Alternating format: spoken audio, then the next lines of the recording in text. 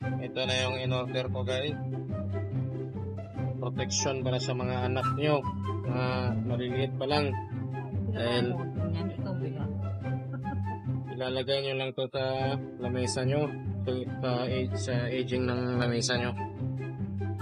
Kasi alam mo yun mga bata, grabe kung tumakbo. Parang lasing kung maglakad. Ayan. Goma siya guys.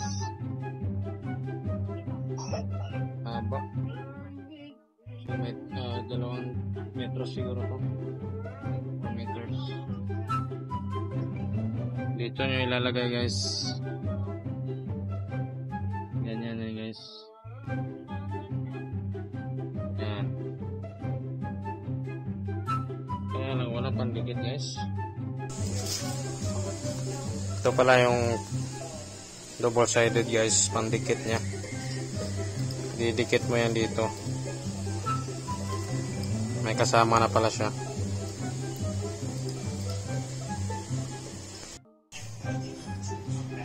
Ayan na, nakakabit na rin sa kama.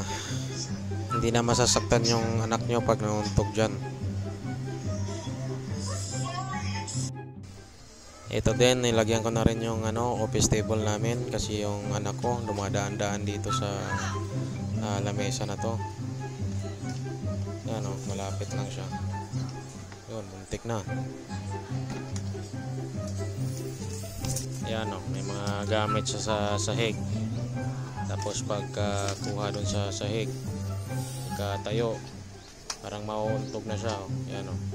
Kaya kailangan lagyan din natin ng protection yung mga sulok-sulok ng lamesa natin.